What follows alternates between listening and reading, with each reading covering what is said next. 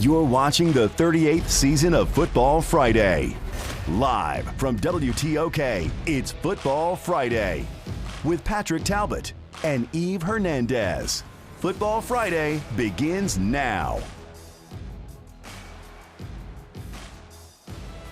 Welcome back to Football Friday, everyone. We've had a lot of teams in action this week, including a few Thursday night games. Alabama and Mississippi 5A through 7A, all in first-round playoff action. That means each and every team playing this week must win to move on. And that is a lot of pressure to put on these athletes, Patrick. So let's just start off with the Thursday night games in action this week as we head to Demopolis for our game of the week.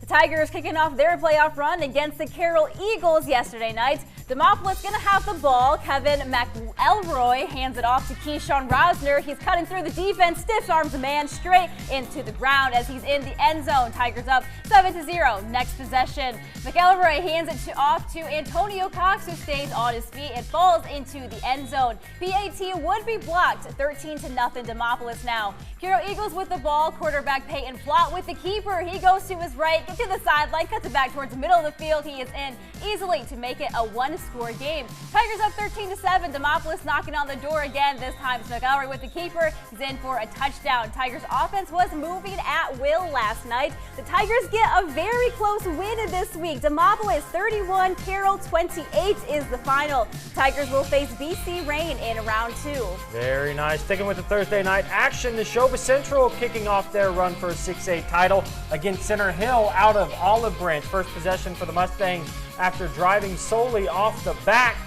Draws Acadis Kimball will take the easy 6 and go up early. Actually, this looks like Newton County.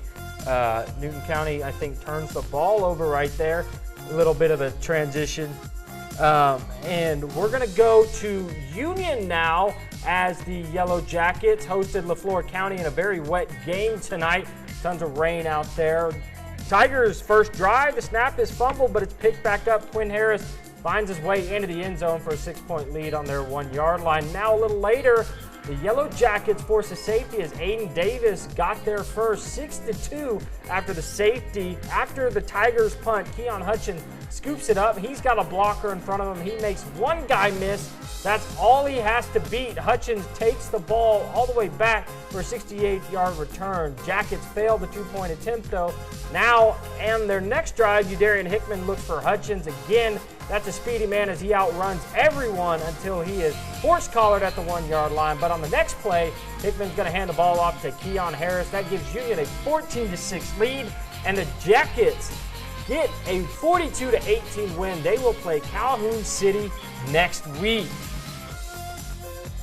And Eve, it was raining out today in DeKalb. It was. I was soaked.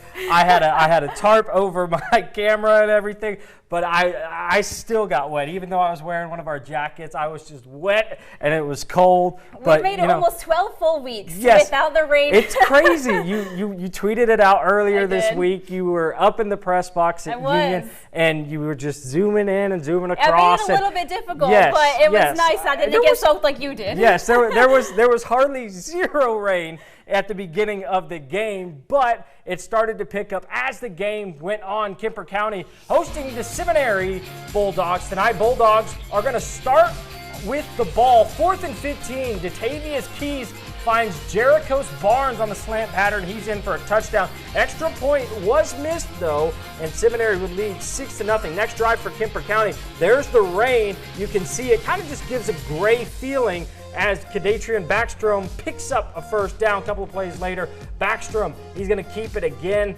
and it's just pouring. He gets in for the touchdown. Kemper's 2-point conversion failed. Game tied at 6. Weather really hindered the Wildcats' offense tonight as the rain just kept the ball on the ground. Kemper's an offense that likes to get the ball in the air and across. But the final from DeKalb, Kemper County falls 47-6.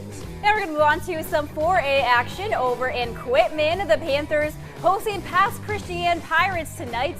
After a rather uneventful first possession from the Panthers, we're going to start off with Pirates quarterback Ladd Scriber handing the ball off to Perry Williams, who breaks through the line of scrimmage, grabbing a first down. Next play, Williams again breaking through several tackles before being brought down by the Panthers defense.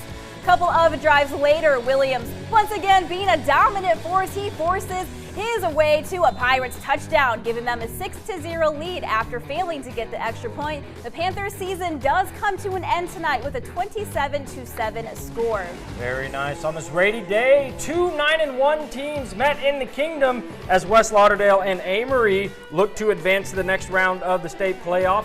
West started off with the ball and quickly went 4 and out, but Amory gets a block on a punt and quickly gets the ball as they march down the field for a touchdown, putting Amory up 7-0 late in the first quarter. West Lauderdale didn't want to miss any part of the action, but the Amory defense was strong all night, and they forced yet another turnover on downs, but Amory couldn't find the end zone after quarterback Brandon Maranto,